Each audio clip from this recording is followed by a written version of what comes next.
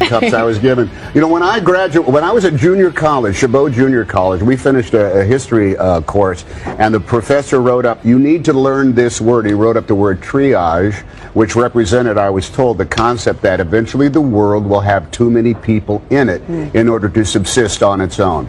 And that stuck with me for a long time, and that's what Inferno is about. The quantum physics of overpopulation. In an instant, there could be too many people on the planet Earth, and actually the math does add up. Just give us a 20-second definition of Malthusian theory, which is amazing. Well, that's what I'm built for.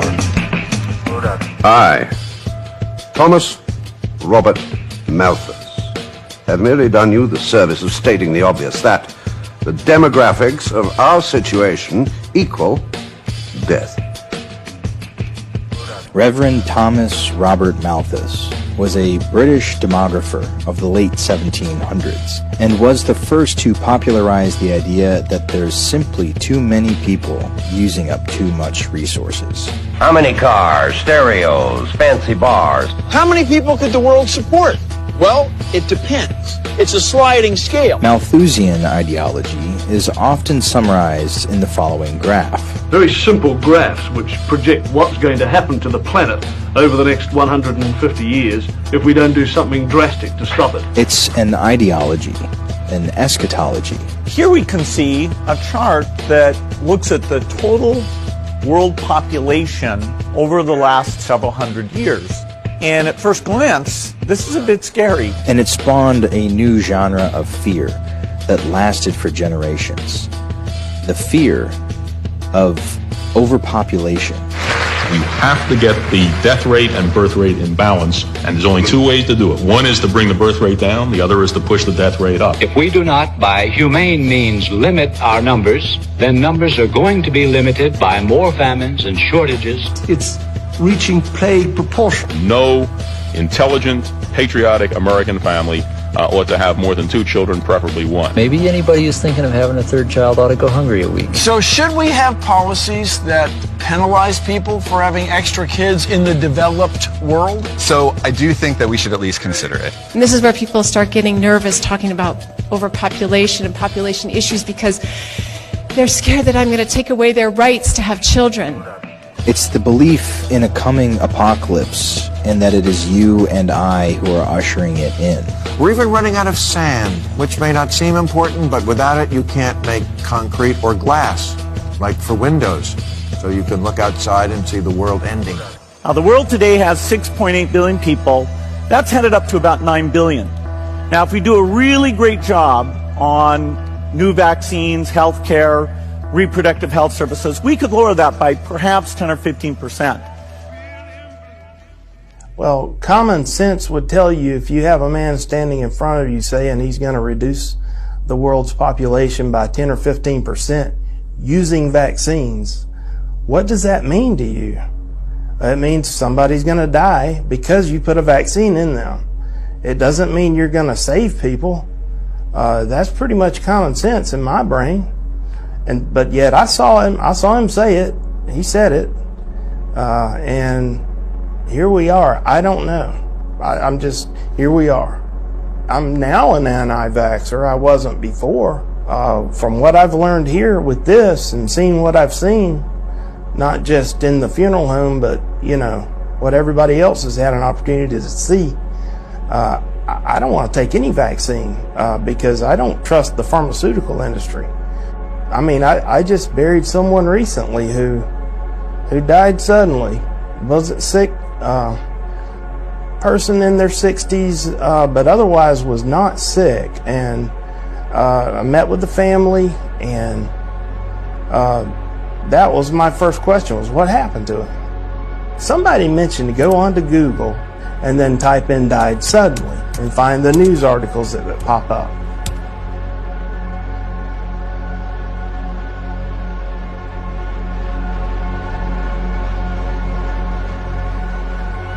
And lo and behold, here's a whole listing of people, of articles, of people within that last week who died suddenly. Younger people, older people, but a lot of younger people around the world. Famous people, athletes have just dropped dead without explanation. And it's like it's no big deal. It's like we just don't know. It happens. But no, it's not happened. It's never happened like this until now. My phone goes over and trying to make sure I don't miss something. I'm hoping that we can get one of those important calls. See, this is both from the carotid and veins. Oh, look how thick that thing is. It's like the alien.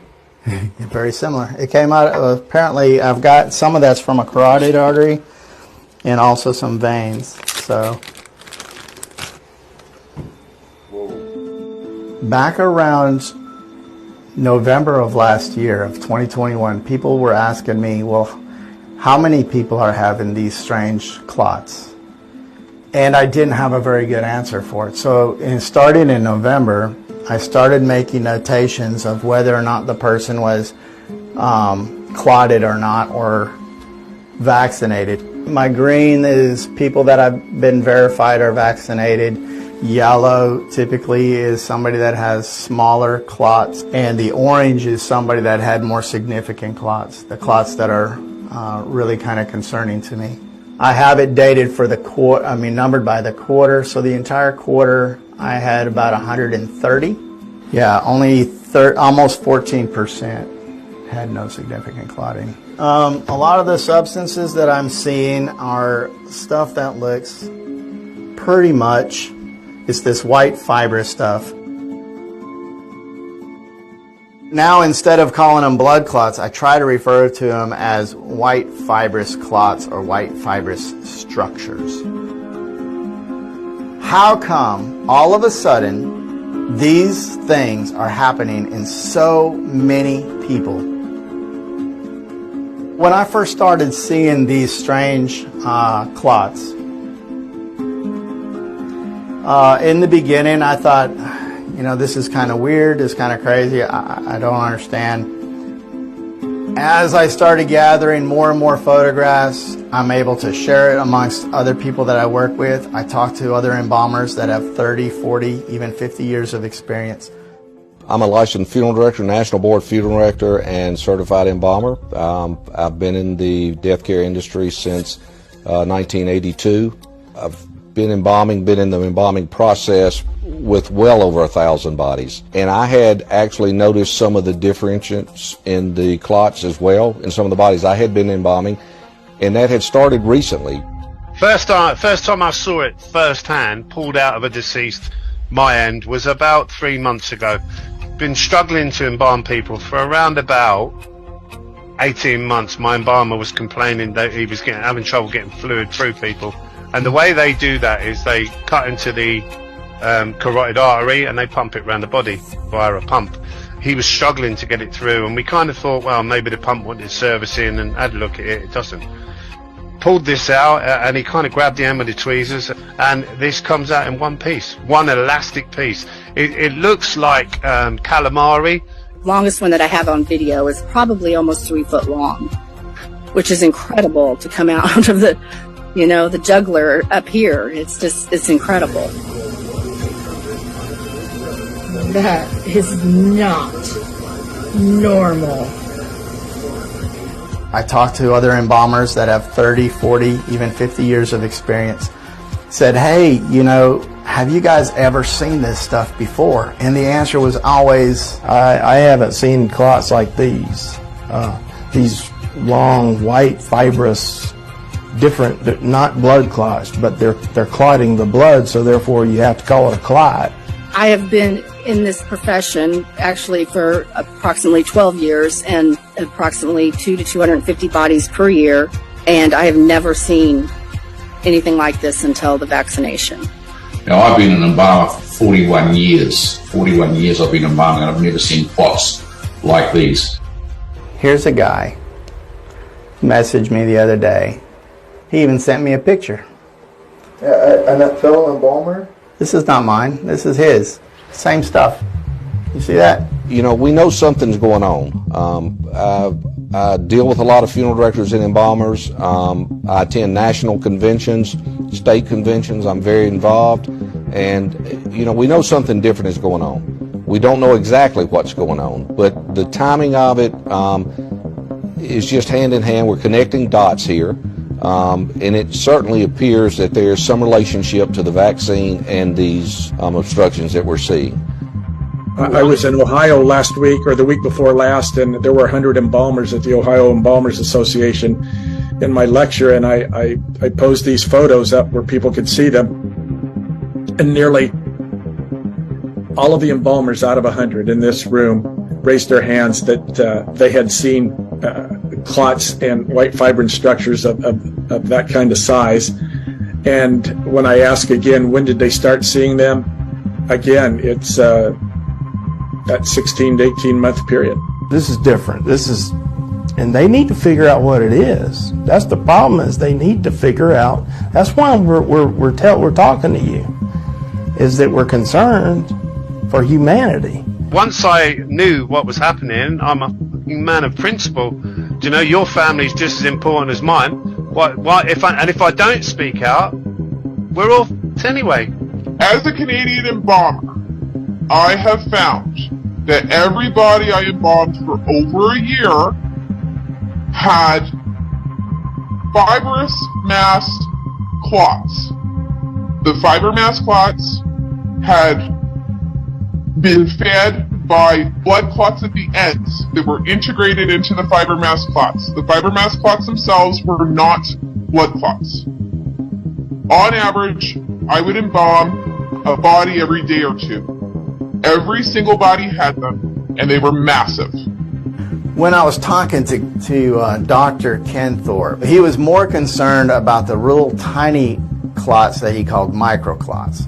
And when I asked him about microclots, I was like, let me explain. Sometimes when I'm seeing the blood, it looks like the blood is dirty. Almost like it has little fine grains of sand, or almost like fine grains of coffee grounds. The reason why he's more concerned about those is because they will go undetected, and they can get lodged up in capillaries and end up slowly starving organs of the oxygen that it needs. So what I did is I captured some blood that looked dirty. It's clouding it up, but see, I wanted you to see the specks that are floating around. There we go. It looks like rust. It does. Look at it, like, see, you can almost see that they're like stringy looking. The first time I seen something that what I would describe as a different type of blood than I had ever seen, consistency of blood, was on a younger lady that was in a car accident. And I noticed onto the table as we were getting a little bit of drainage from her that her blood looked as if it was, the only way to describe it is blood on beach sand. It was sticking to the table. I began noticing strange things with the blood, looking like it had coffee grinds or sand in it, to complete separation, like a clear orangish fluid, and then clots coming later, like the blood had almost separated.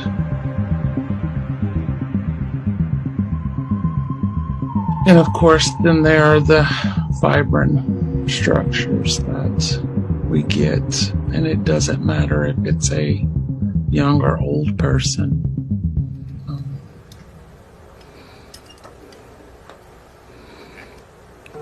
I'd like you to kind of feel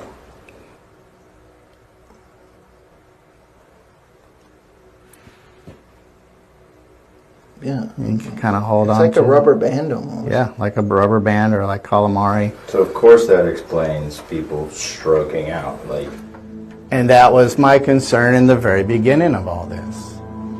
The whole thing was, as I'm seeing all of these strange clots, I'm hearing stories of blood clots and embolisms and sudden heart attacks. Scientists say there has been an increased rise, a sharp rise in unexplained deaths during the pandemic, deaths that are not listed as COVID-related.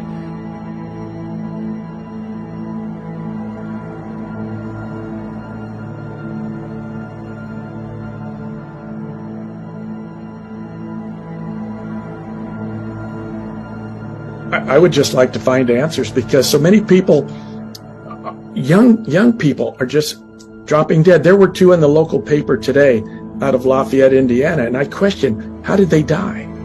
Autopsies are not being done and performed as often and as frequent as it had been done in the past. You know, there's no way that that type of obstruction would not cause stroke, heart failure, some type of pulmonary embolism that would certainly take someone out. Now, most of the people are not autopsied. Therefore, no one will see what I see. And that's why what we see back there, people need to know. Nobody will know unless we tell them what we're seeing, because it happens, and then you have a visitation and a burial, and it's over. I feel as though I am seeing something that could be causing their death. And the dead can't speak for themselves, so therefore the only way to bring this forward is like, I have to speak for them.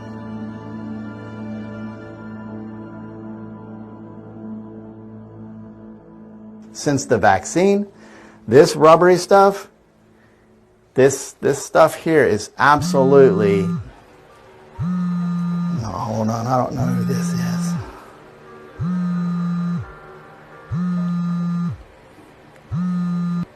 Hello? Yes. Okay. I'll be there as soon as I can. I'll be there as soon as I can. I'll give you a call shortly. All right. Bye. Okay. Well, it looks like I got to go to work. So maybe you guys can come with me and we can talk along the way. That they would let us shoot. I've been trying to warm people up to the idea of doing it.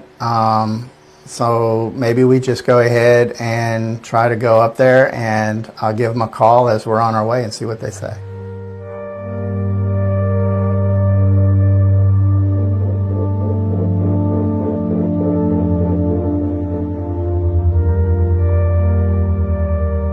Good morning. My name is Lieutenant Colonel Teresa Long, and I've been invited here today to testify to the truth before the legislators of Idaho. The information I'm presenting is made as a protected communication under Title 10 USC 1034 as a whistleblower. My opinions are my own and do not reflect that of the United States Army, the DoD, or any entity thereof. Insurance companies figured that if there was something catastrophic that happened to the United States, they would see a 10% increase in all-cause morbidity and mortality. 10% for just like an unprecedented, catastrophic, natural event or something that happened in the United States. U.S. life insurance companies have reported an overwhelming and unexplainable increase in all-cause deaths among 18 to 49-year-olds. 40% is no one's even calculated that. I mean, that's never been factored into what things would look like. It's apocalyptic. In my 15 years as a doctor taking care of soldiers, I have never seen this litany of debilitating and potentially deadly medical conditions in soldiers. These conditions included strokes, transient ischemic attacks, pericarditis, myocarditis, erratic heart rates, arrhythmias, rapid onset and progression of various cancers to include testicular cancer, esophageal cancer, brain tumors, neuroendocrine tumors, spinal tumors, thyroid dysfunction, multiple sclerosis, cognitive impairment, persistent severe insomnia, suppression of the immune system, unprovoked blood clots in the splenic and portal vein, avascular necrosis, liver dysfunction, menstrual irregularities, and miscarriages. Well, I think if you look at the 5.3.6 post-marketing analysis report, the 1,291 adverse events, I don't think those came as diagnostic tests. I think they came as confirmatory tests. You ordered a product, you wanted the product to kill people. Hey, stockholders, we got exactly what you ordered. Fourth shot, Borla, the CEO of Pfizer. Good for CVS, good for Walmart, good for your health. When I reached out to Army Public Health Command and numerous senior medical and operational leaders about my safety concerns, I was ignored. Threats against my career were made, but no appropriate actions were taken to fully investigate the number and scope of adverse medical events after COVID vaccines. What I was here today to speak about truly was the weaponization of public health. Oh, I forgot to mention, I'm also a whistleblower. That's my... That person right there called me one day. I called her, I can't remember, it was an email. And she said, have you seen the DMED system? Have you seen what it's up? And I'm like, I'm working on the border. I'm trying to stop 12,000 people from coming across this border a week. And she said, well, take a look at it. Seeing the DMED data, I have significant concerns that we won't have a standing army in 5 years. Case 1-01, United States Air Force A-10 instructor pilot, mid-30-year-old male, hospitalized 12 hours after vaccination. Diagnosed with pericarditis and anaphylaxis, removed from flight status for 6 months, thus negatively impacting unit mission readiness. I have never felt so abandoned by the military.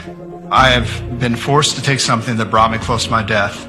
I was mocked, discredited, unsupported. Our squadron morale was ripped to shreds. All these things were completely unnecessary. We are truly less ready on multiple levels. I had to talk to a wife of a soldier that had a stroke, which required speech rehab for several months, and talk to her while he was in the ICU and say to her, he's going to be okay, and he'll be able to serve again, because this is what he loved to do. Back in September 2021, I submitted an affidavit in the Robert E. Austin case in which I outlined how the DoD was violating its own risk management process in their push to mandate the vaccine of every member of the armed forces with an experimental vaccine. After my testimony was made public, the DoD made no effort to investigate my safety concerns.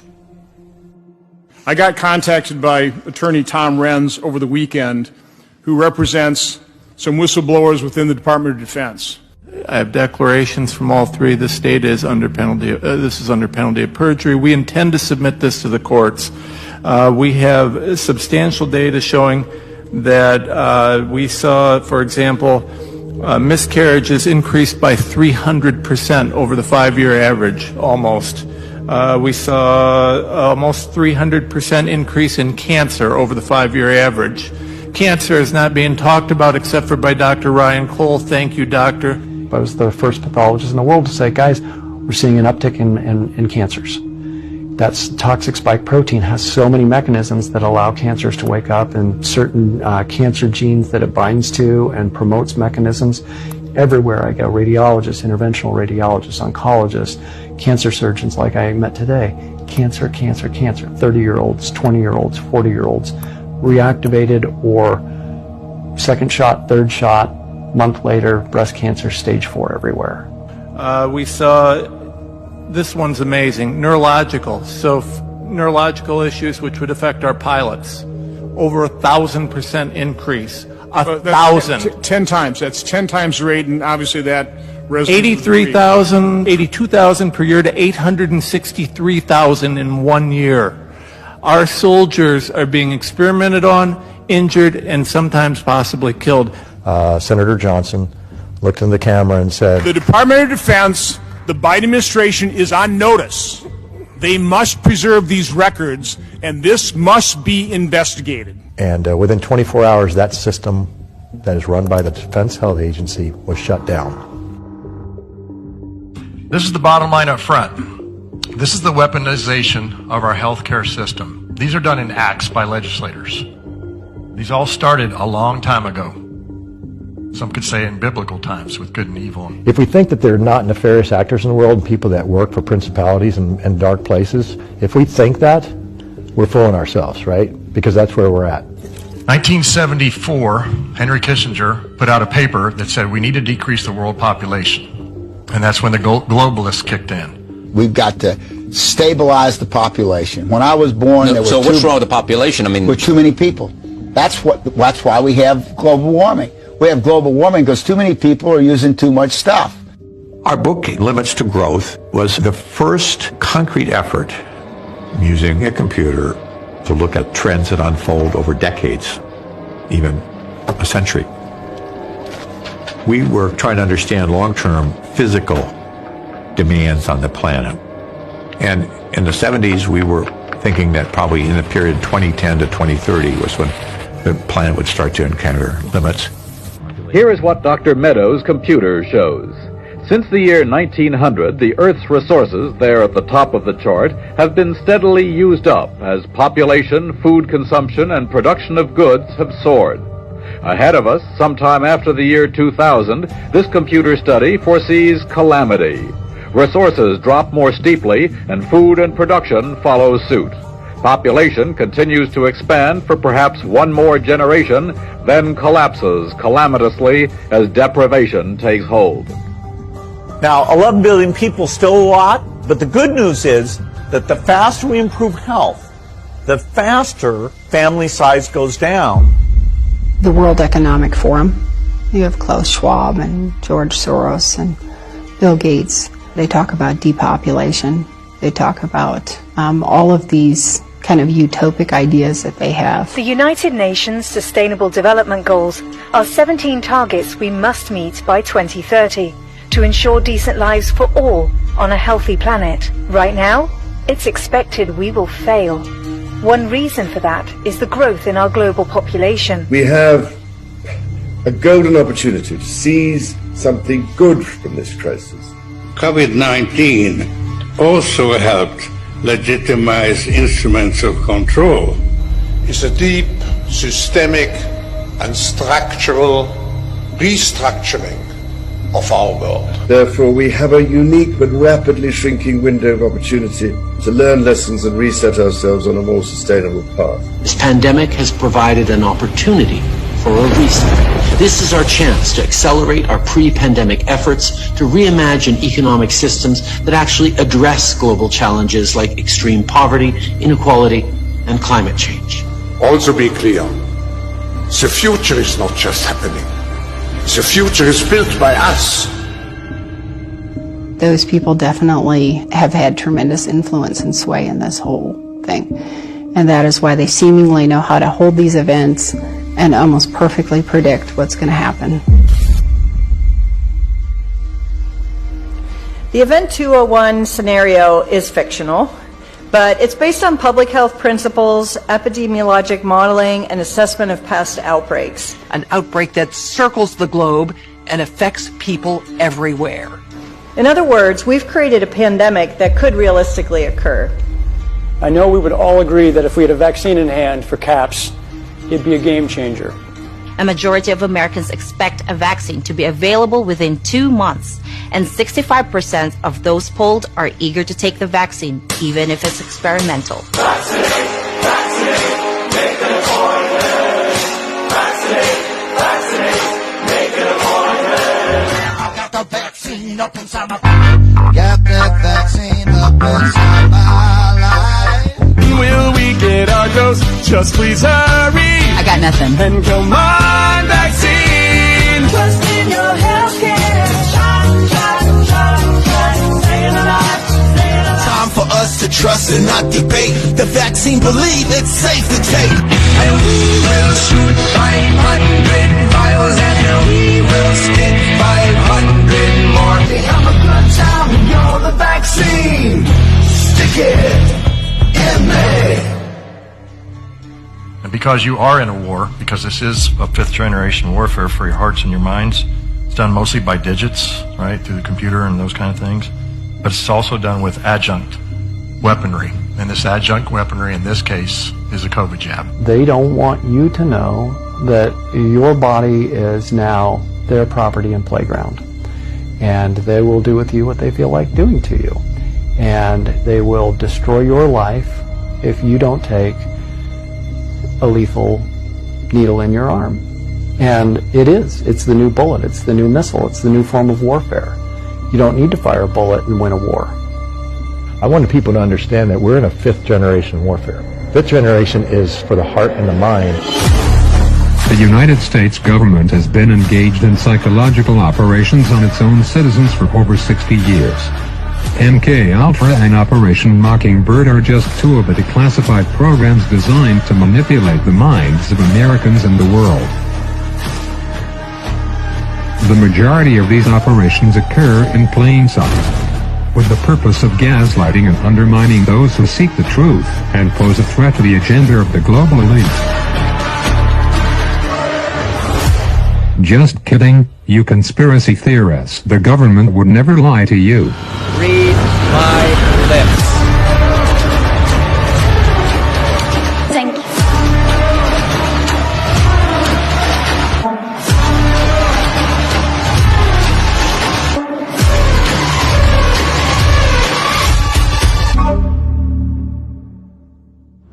Okay.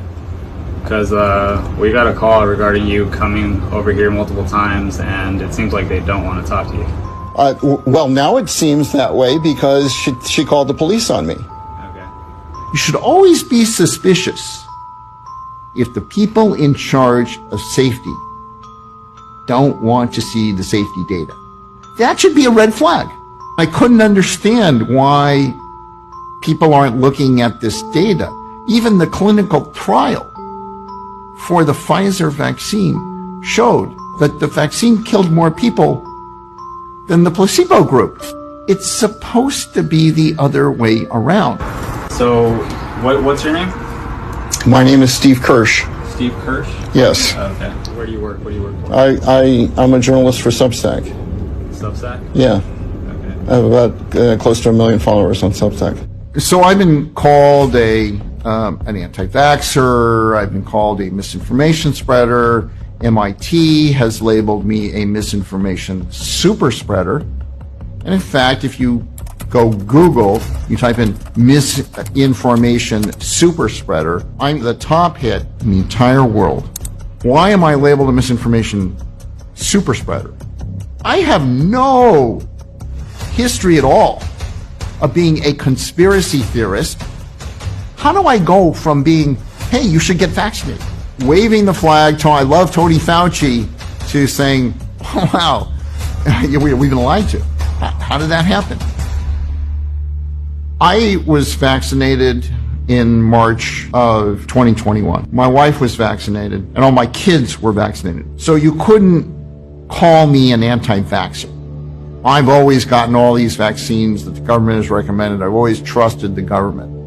And then I started hearing stories from my friends. So one person said that she asked me if the vaccines were safe, and I said, of course they're safe. And I said, why are you asking me this question? I mean, like, have you not turned on the news? Like, where have you been? She said, well, 3 of my relatives were vaccinated and they died a week later, and they were all perfectly healthy before they got the vaccine.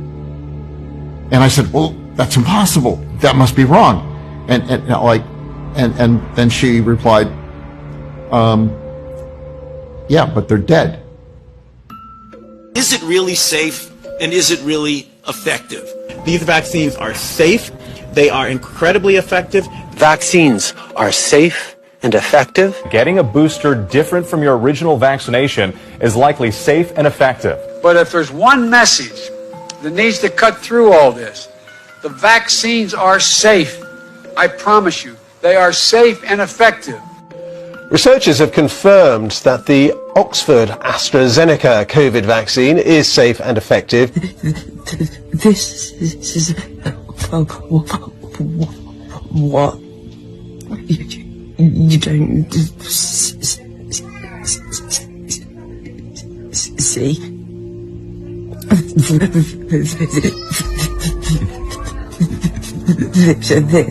This.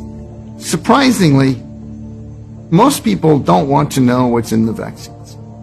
In fact, nobody wants to know what's in the vaccines because nobody in Congress is asking to analyze the vials. Nobody in the mainstream media has ever asked what's in the vials. And the public doesn't want to know either because the public's not asking what's in these vaccines. If people understood what was in the vaccine, they'd go apeshit. The first one is a typical package insert that we see with any vaccine. When you open the box, next to the vial, you find a package insert that has information about what the product contains. And this is a typical vaccine insert from a vaccine that helps protect against meningitis. It's a more traditional childhood vaccine. And the other label that I'm going to show you, the other package insert, came from a box of mRNA product. So vaccine that was brought to the clinic for the purpose of giving that to children. And this should look the same as the other package insert that I showed you. But yet when we open it almost 2 years into this, we find that it still says intentionally blank. And I mean, they're allowed to, under emergency authorization, put anything in them they want. And the FDA isn't inspecting any of these facilities. The European Medicine Agency allowed the purity to go from 100% requirement down to 50%. And then all of a sudden in the middle of the shot rollouts you hear, oh, okay, we don't have to worry about this cold chain. So now you've got degrading products which probably benefited some people in the sense that they broke down so fast that they got basically some mushy fat and sludge and dodged the bullet. But the ones who got the proper dose at the proper temperature are probably the ones that got harmed the most. I mean, how much do they care? They're making billions. The mRNA was the technology that we had less experience, only 2 years working on this. And actually mRNA was the technology that never delivered a single product until that day. Not vaccine, not any other medicine. So it was very counterintuitive, and I was surprised when they suggested to me that this is the way to go. You know, Steve Kirsch, by the way, has a great offer out there for your listeners. I don't know if you know about this. No.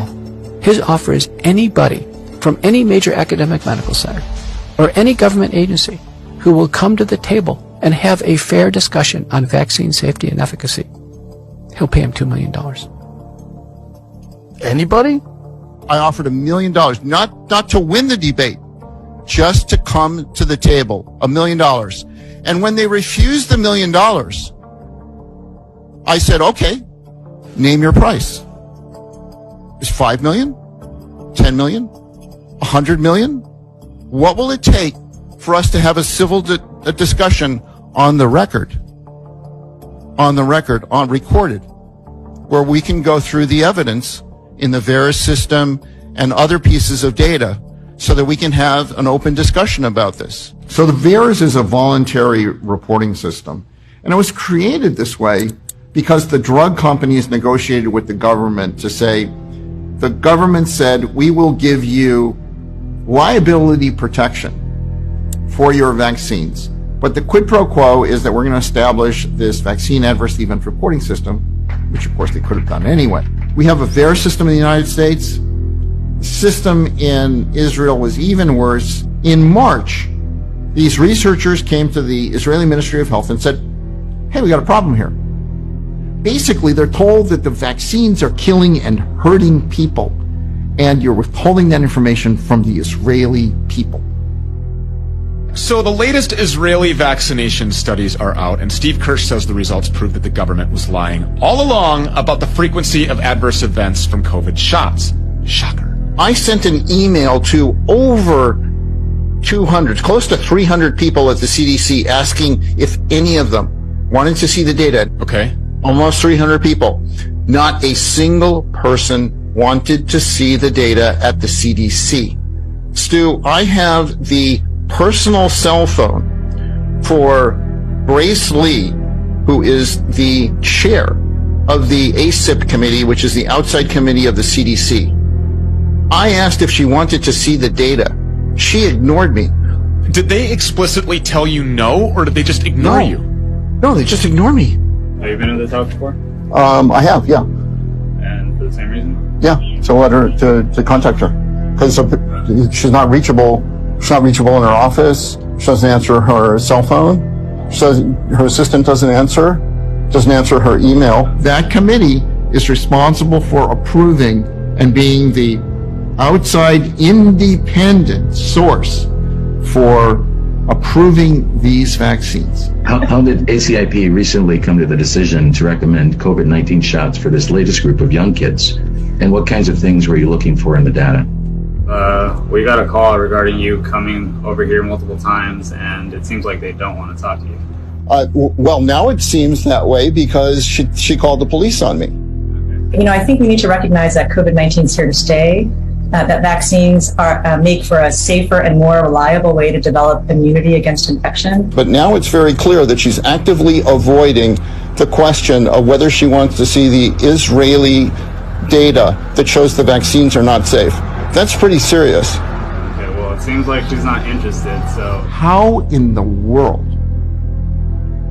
could anyone, especially the top person in the world responsible for safety, not want to see the safety data that shows that the vaccines are not safe? They don't want to be confronted with even the question, do you want to see the data? They want to have plausible deniability. Was the Pfizer COVID vaccine tested on stopping the transmission of the virus before it entered the market? Did we know about stopping immunization before it's entered the market? No. Pfizer vaccine not only stops people from getting sick, but also stops them from spreading the virus to other people. One vaccine could curb virus transmission from just a single dose. They're stopping people also from transmitting the disease. And the chances are very likely that you'll not be able to transmit it to other people. Yes, it will protect you, but honestly, it's not for you. It's so you don't kill other people. It's so you don't spread it to other people. 114 million Americans, nearly half the adult population in this country, has had a vaccine shot already. 114 million of us have had it. The number of people who have died from getting the shot is 0. There are about 14,000 Americans who have reported deaths. Now, that's probably underreported by a factor of 100. So you take the 14,000 deaths that are reported in the VAERS system, you multiply it by 100, you get 1.4 million. But the deaths that happened 5 months later, and that's the bulk of it, are not going to get reported in the VAERS system.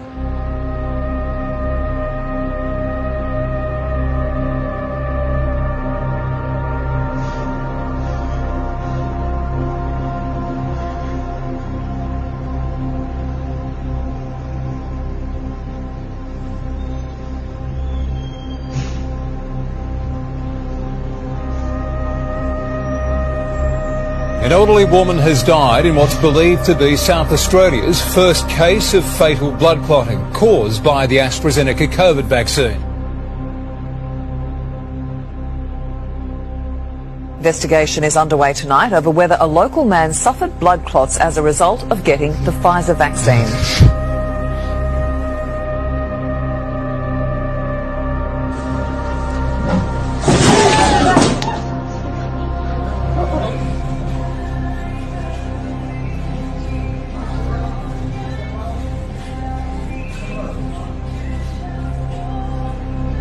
Two teachers who were at Solms Elementary School for more than 20 years and passed away suddenly this school year.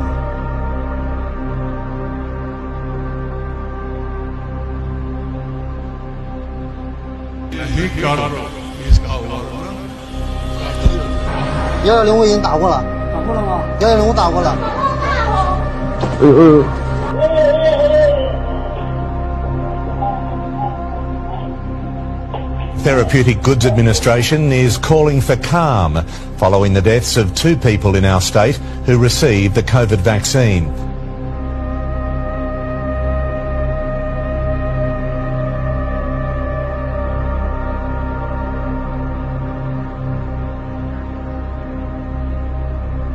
Woodgrove High School student athlete Colette Bain passed away unexpectedly after a medical emergency.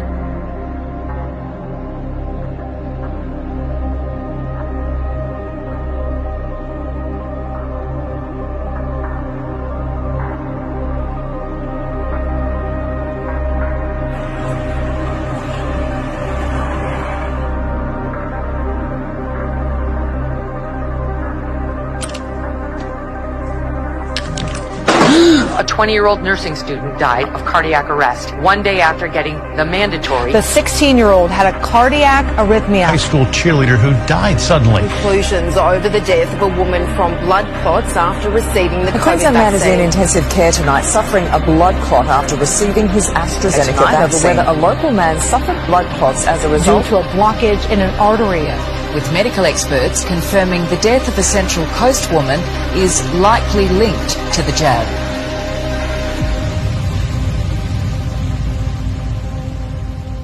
I said, we're just going to have to get used to this.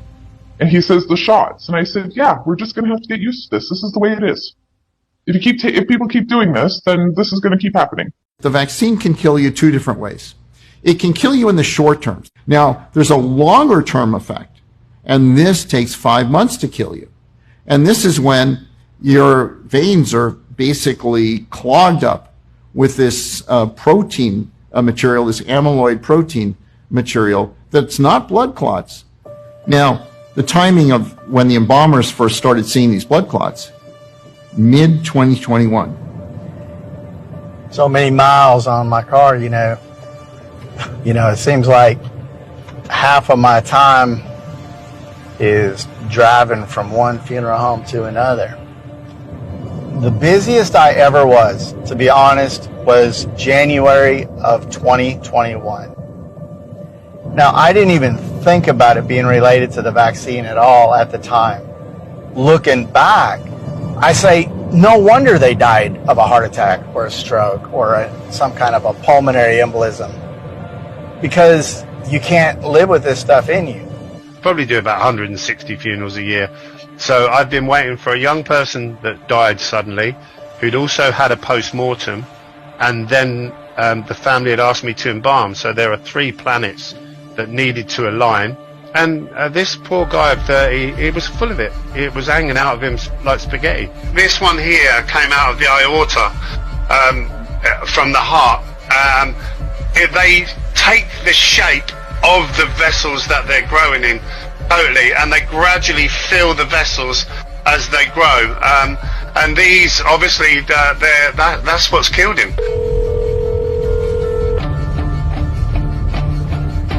Hey, I just want to let you know I'm pulling into the funeral home here, and I've got some guys that are with me.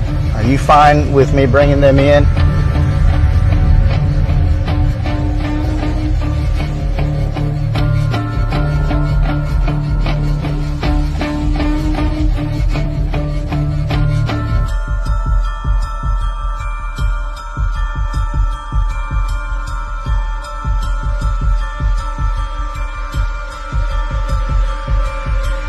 This is the iliac artery. And there's clot coming out of the iliac.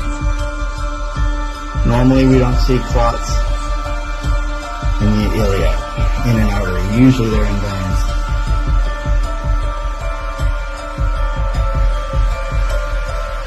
And I'm probably not going to be able to get it all.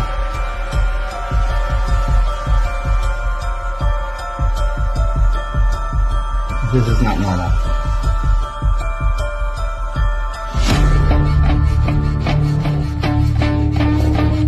Look at the size of this one. The big one came out of the vein. The small one came out of the iliac artery itself.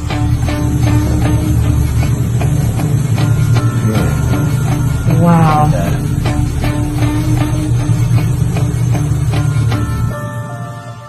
As the months passed by, the clots became worse, and each person, the quantity of them was much larger, and they were getting larger.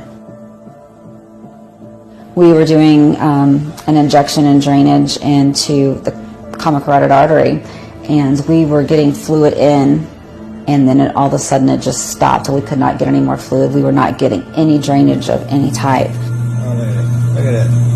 Oh, watch out. It's going to spurt. That's a monster. Holy Jesus. Come on. I believe the only way that a medical doctor could see this in the body is if a They actually went internally into the body. So this is coming out of a beating heart, all right? Look at this, tell me if it looks the same way.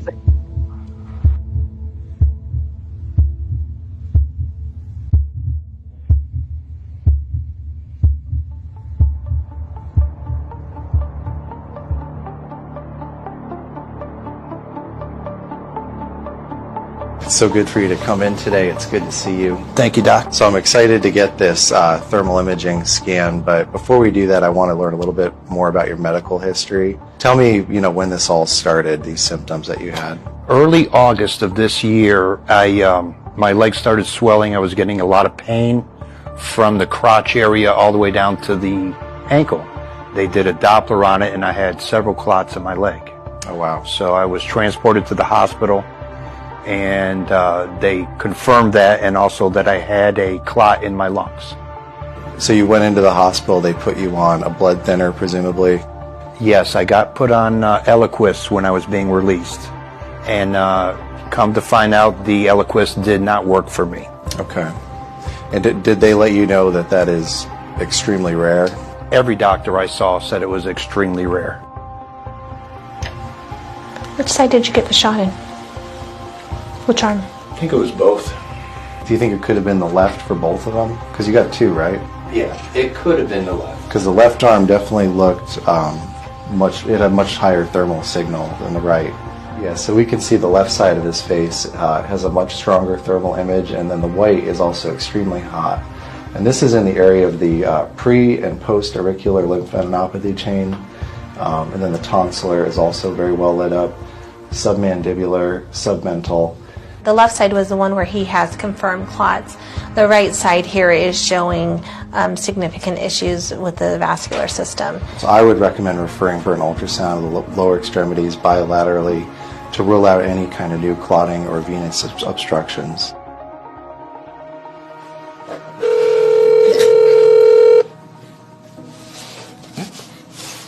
Hello. Hi, Michelle. This is Nick and Matthew. How are you? I'm good. So before the vaccines came out, there were 1 to 2 fetal demises every 2 or 3 months. You would see one.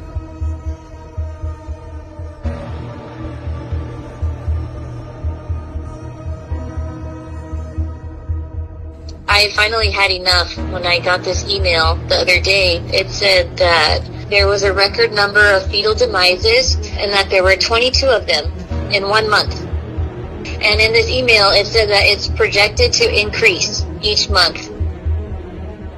The fetal demise in mothers, gestational mothers, in that 22 to 26 week period. I had a run of that in my funeral home, and 5 of the 6 were vaccinated. The other had remdesivir, and they all lost their infants. We're just seeing a fridge full of babies, but we're not actually doing the funeral. So that's it's a mystery to me as to where these babies are going. So are you saying there's more fetuses in the refrigerators now than there was prior to 2021? Yeah, I'm saying there's more fetuses now in the refrigerator than I've seen ever before. I've been doing high-risk obstetrics for 43 years. I see a vast number of patients a year. I don't know of any other maternal fetal medicine physician in this country that sees as many patients as I do by ultrasound. At one point in time this year, I was on track to see 9,000 high-risk OB ultrasounds. So I know what's going on, and I've seen death and destruction like I've never seen before. The stillbirth rate is measured in terms of live births per 1,000. And really, it's come down in my career from about 10 to about almost 5.8 or 6. Now, let's go to 2021 and look at the stillbirth rate for Michelle's. This is horrifying. But if you take this death figure and you look at that rate at 29.3, that sigma that you're looking at is 40 plus sigma, standard deviation. Let that sink in.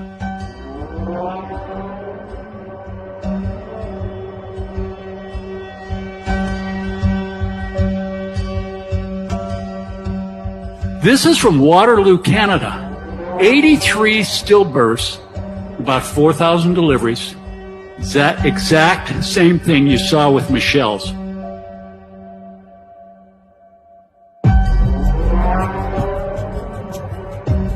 If that weren't bad enough, look at this. I couldn't even put it. There were 13 dead fetuses in one 24-hour period. One 24-hour period. 1,200-fold increases in menstrual abnormalities. And then when we get into pregnancy, we're looking at a substantial increase in miscarriages, in birth defects, a substantial risk of fetal cardiac arrhythmia, fetal cardiac malformations, significant fetal growth slowing, significant reduction in amniotic fluid, fetal cardiac arrest. Are you saying babies are having heart attacks in the womb? Yes. The vaccine causes a significant inflammatory effect. 3 different safety monitoring systems. Again, they found no significant safety signals for the mother or for the fetus, because we have to remember in obstetrics we're dealing with 2 patients. So no increased risks to be vaccinated while pregnant. Anything that causes inflammation in my business, in my area of expertise, causes damage, injury, death, and destruction in pregnancy. We've known that for half a century. On March 1st, the FDA released the first round of thousands of pages of data submitted by Pfizer for review of their COVID-19 vaccine.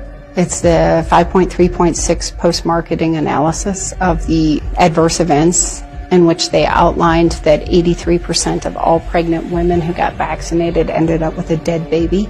They had 270 pregnancies. They could not account for what happened to 238 of those pregnancies. In the remaining pregnancies resulted in a dead baby. And they only had one normal outcome. And originally the documents were going to take 55 years to be released, but because of a court order, we'll get all of the documents by year's end. Thank you for the floor, Mr. President. Honorable National Assembly, in January this year, something happened that has not happened for decades. The birth rate fell by 20% compared to the same period last year. Chobo Getot, researcher at the KRTK Institute of Economics, points out that this drastic decline came just 9 months after the COVID mass vaccinations began in Hungary. Now, I will say, a friend of mine, she just told me this the other day, her mother had volunteered at the hospital prior to COVID.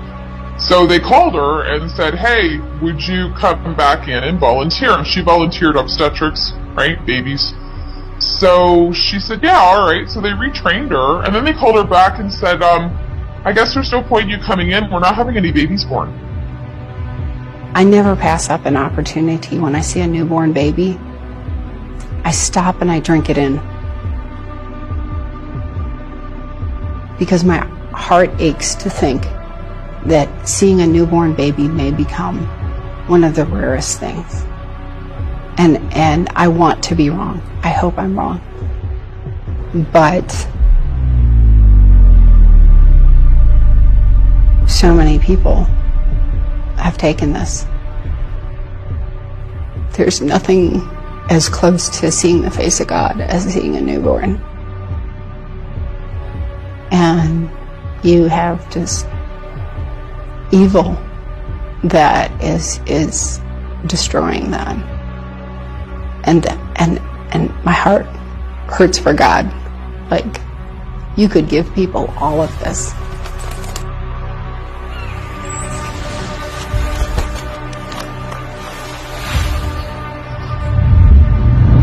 And they would use their time, energy, and talents to try and destroy it. What the last 2 years has taught me that there is a pure evil in this world. A pure evil that has no respect for any of us, where I can tell you we are regarded in much the same way as livestock. We were trained that the one thing that prevented adversaries from deploying bioweapons was that in order for them to have a strategic impact, our enemy would have to have a delivery mechanism that would allow them to expose a large enough population of people in a short enough period of time before the people knew they were being attacked. Dispersion in the air would be cumbersome and ineffective given UV light dispersion, wind patterns, and that there are generally not significantly large enough numbers of people outside concentrated in a small area. Likewise, attempting to put them in water would have limited effectiveness because of dilution, degradation from chloride, etc. But what if? What if hundreds of millions of people would willingly or under the duress of fear allow themselves to be injected with a bioweapon? What if global mass vaccination could be accomplished in a short period of time by applying relentless coercion tactics and psychological operations to demoralize people into submission? It's my professional medical opinion that this is a bioweapon and that this was a bioweapon unleashed against humanity with the intent to depopulate and control the population of the world. But basically, it's achieving its goal. If the goal was to reduce the world's population, it's working. This has been well planned. This is Agenda 2030. This is the Great Reset.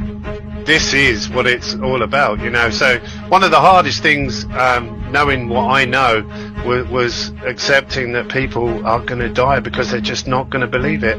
We have to be the plan. And that means that each person in this room, viewing this broadcast, replaying this broadcast, each one of you has a purpose. Each one of you has a critical, God-given role. And so if you are quiet or apathetic or complacent, you have to stand before God and you have to answer for that. I can put out a warning to all the people that are in the military right now, officers who are responsible for everything that happens or fails to happen with their troops. If you don't stand in the gap, you're complicit in this crime. The only way we're going to save our lives is by together, clubbing together to do it. That's our strength. And this is probably the most biblical world event that anyone could ever imagine. It's World War III. This is a spiritual war of good against evil. And I just hope that there's enough good in the world that we can rally together to defeat it, because if we don't, these monsters will destroy humanity.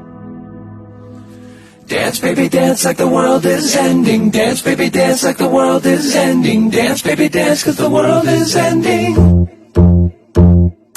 Dance, baby, dance like the world is ending. Dance, baby, dance like the world is ending. Dance, baby, dance, 'cause the world is ending. Get vaccinated. It's incredibly effective, but the truth is, not enough people are getting it.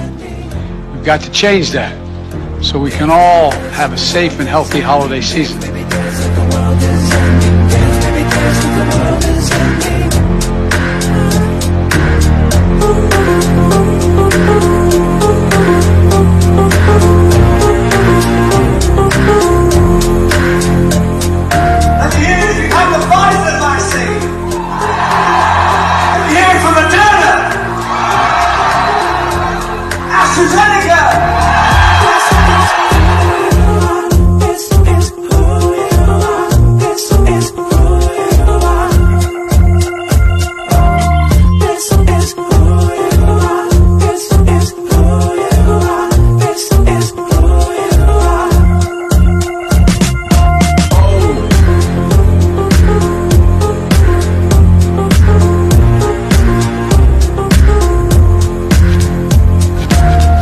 The people who are not getting vaccines, who are believing the lies on the internet instead of science, it's time to start shaming them. If you refuse to be vaccinated, you shouldn't get the same rights as people who've been vaccinated.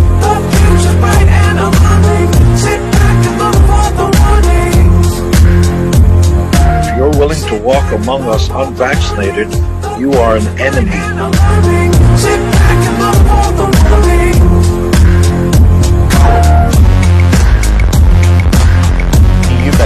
That choice doesn't seem so tough to me. Vaccinated person having a heart attack, yes, come right on in. We'll take care of you. Unvaccinated guy who gobbled horse goo, rest in peace, Wheezy.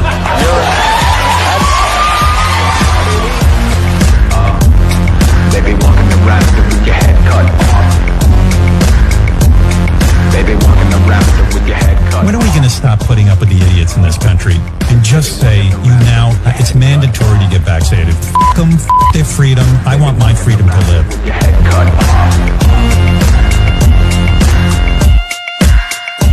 Vaccine, vaccine, vaccine, vaccine. I'm begging of you, please don't hesitate. Vaccine, vaccine, vaccine, vaccine. 'Cause once you're dead, then that's a bit too late.